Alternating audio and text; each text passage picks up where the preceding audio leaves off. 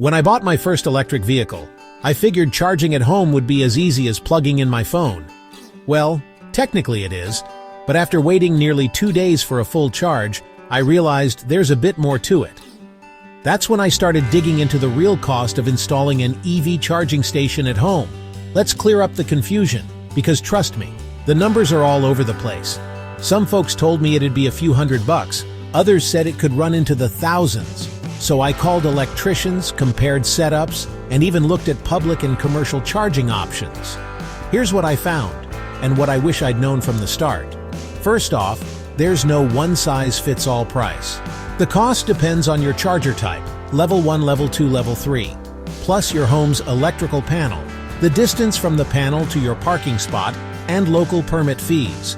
When I called an electrician, they hit me with a laundry list of questions before even hinting at a price.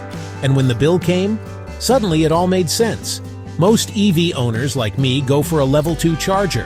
Hardware runs $500 to $900 for a decent unit. Labor and wiring? Expect $700 to $1,200 depending on your setup. City permits and inspection added another $200. If you need to upgrade your electrical panel, that's a biggie. Could be $1,000 to $2,500 extra. My total? About $1,800. But if your panel's modern and your garage is close, you might get away with $1,000. If you need major upgrades, it could hit $4,000 or more. Now, I briefly looked at level 3 DC fast chargers, the kind you see at highway rest stops. Those start at $30,000 and can soar past $80,000. That's why you don't see them in people's homes.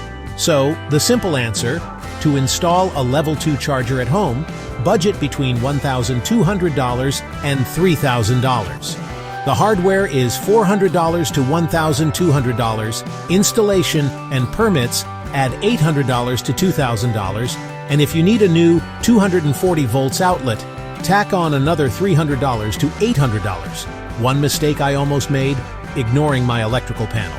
If your home's older, you might need an upgrade, or risk tripping breakers every time you make toast and charge your car. Bottom line, the biggest factor is your home's electrical setup, not just the charger price. But here's the payoff. My EV's always ready in the morning, no more hunting for public chargers, and the convenience is totally worth it. So if you're thinking about installing an EV charging station, get a few quotes, expect a couple of surprises, and enjoy the freedom once it's done. Trust me, it's one upgrade you won't regret.